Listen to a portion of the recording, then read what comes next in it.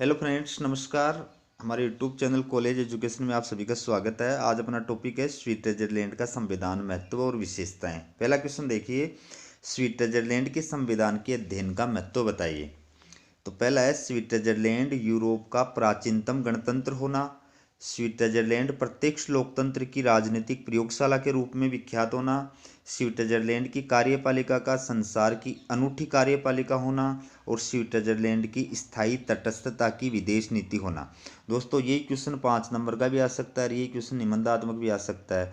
तो निबंधात्मक अगर आता है या 5 नंबर का आता है तो आप इनके पॉइंट बना करके और इनका दो दो तीन तीन लाइनों के अंदर वर्णन भी कर सकते हैं। जैसे पहला पॉइंट है तो इसमें पॉइंट बन जाएगा कि प्राचीनतम गणतंत्र, दूसरा बन जाएगा प्रत्यक्ष लोकतंत्र, तीसरा बन जाएगा अनूठी कार्यपालिका या बहुल कार्यपालिका, और चौथा बन जाएगा स्थायी तटस्थता। इस प्रकार से अगला क्वेश्चन देखिए, स्विट्जरलैंड के संविधान की कोई 5 विशेषताएं बताइए। तो निर्मित और लिखित संविधान, कठोर संविधान, संघात्मक शासन व्यवस्था, बहुल कार्यपालिका, प्रत्यक्ष लोकतंत्र। अगला क्वेश्चन है, स्विट्जरलैंड के संविधान की महत्वपूर्ण बातें। ये बेसिक जानकारी दे रहा हूँ, कई बार छोटा क्वेश्चन जो है वो आ जाता है इस प्रकार से। तो पहला है, देखो, स्विट्जरलैंड का वर्तमान संविधान 1 जनवरी 2000 को लागू हुआ था। ठीक है। दूसरी बात है, स्विट्जरलैंड के वर्तमान संविधान में 196 अनुच्छेद और 4 अध्याय हैं। स्विस संविधान में कितने अनुच्छेद और अध्याय हैं? तो 196 अनुच्छेद और 4 अध्याय हैं। तीसरा, स्विट्जरलैंड में 1848 के संविधान द्वारा गणतंत्र की स्थापना हुई थी। चौथा है, स्विट्जरलैंड में राज्यों को कैंटन कहकर के संबोधित किया जाता है। और पांचवा, 1815 की वियना कांग्रेस द्वारा स्विट्जरलैंड को स्थायी तटस्थता की मान्यता प्रदान की गई थी।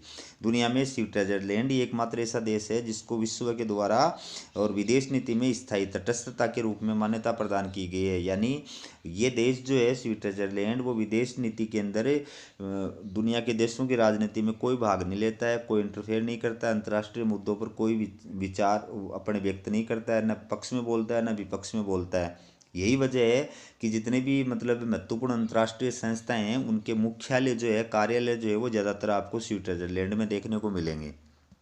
अगला क्वेश्चन देखिए, स्विस संविधान एक कठोर संविधान है, स्पष्ट कीजिए।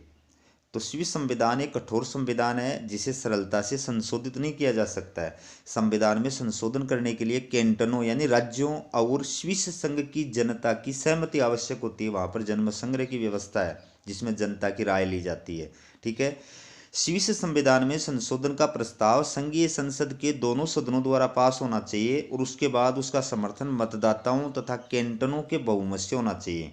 मतलब पहले तो संघीय जो संसद है वहाँ पर फेडरल पार्लियामेंट, ठीक है, उसके दोनों सदनों में वो प्रस्ताव पारित होना चाहिए। फिर उसके पास जन्म संग्रह में जनता का बहुमत उसको मिलना चाहिए। फिर जितने कैंटन है वहाँ पर राज्य हैं उनका बहुमत जो है उसको प्राप्त होना चाहिए। अगला क्वेश्चन देखिए, स्विट्जरलैंड प्रत्यक्ष प्रजातंत्र का घर है, स्पष्ट कीजिए।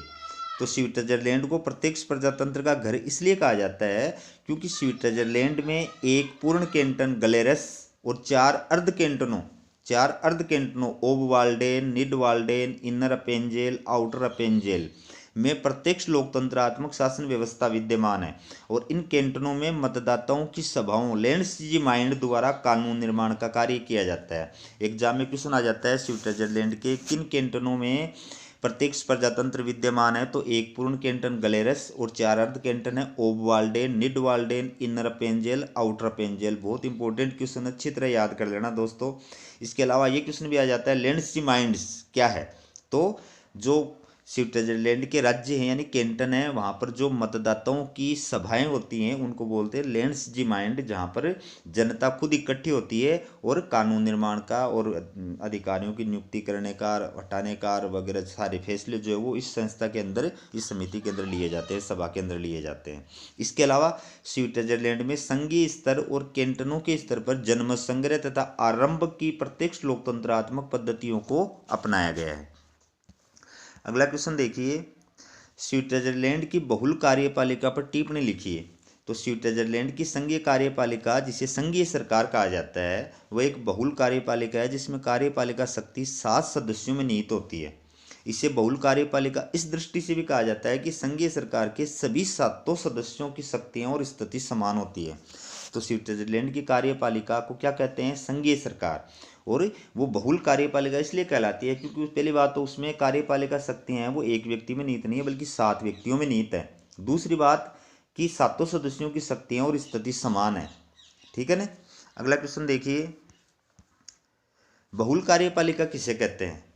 तो जब कार्यपालिका शक्तियां किसी एक व्यक्ति में निहित न होकर 2 या 2 से अधिक व्यक्तियों में निहित होती हैं, लिखने में मिसप्रिंट हो गया, व्यक्तियों में निहित होती हैं और उनके द्वारा सामूहिक रूप से कार्यपालिका शक्तियों का प्रयोग किया जाता है, तो इसे बहुल कार्यपालिका कहा जाता है।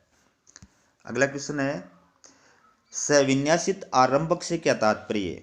तो स्विट्जरलैंड के संविधान में आंशिक संशोधन करने के लिए आंशिक संविधान संशोधन का प्रस्ताव जनता द्वारा स्वयं तैयार करके संघीय संसद में प्रस्तुत किया जाता है। इसे ही सविन्यासित आरंभक कहा जाता है। मतलब स्विट्जरलैंड में जनता को ये अधिकार है कि वो अगर कोई संविधान संशोधन करना चाहती है तो वो खुद भी संविधान संशोधन का प्रस्ताव तैयार कर, विधेयक तैयार करके और संघीय संसद में प्रस्तुत कर सकती है। ठीक है, इसको बोलते हैं सविन्यासित आरंभक। और दूसरा, अविन्यासित आरंभक से क्या तात्पर्य है? तो स्विट्जरलैंड के संविधान में कोई विशेष संविधान संशोधन करने के लिए जनता अपनी इच्छा व्यक्त कर सकती है, जिसको क्रियान्वित करने के लिए संघीय संसद द्वारा संबंधित विधेयक का प्रारूप तैयार करने और उसको संघीय संसद में प्रस्तुत करने का कार्य किया जाता है। इसे ही अविन्यासित आरंभक कहा जाता है। तो अविन्यासित आरंभक में क्या होता है कि जनता मान लो ये चाहती है कि भाई संविधान में ये संशोधन होना चाहिए, कोई विशेष संविधान संशोधन होना चाहिए, तो इसकी वो जनता जो है वो संघीय संसद से मांग कर सकती है।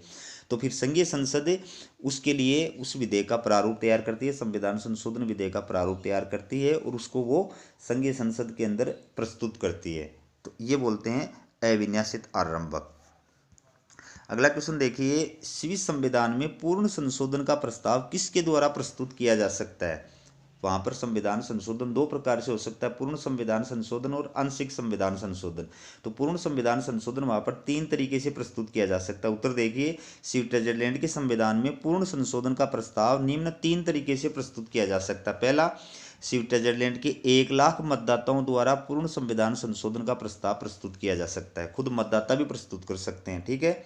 दूसरा है, स्विट्जरलैंड की संघीय संसद के किसी भी सदन द्वारा पूर्ण संविधान संशोधन का प्रस्ताव प्रस्तुत किया जा सकता है।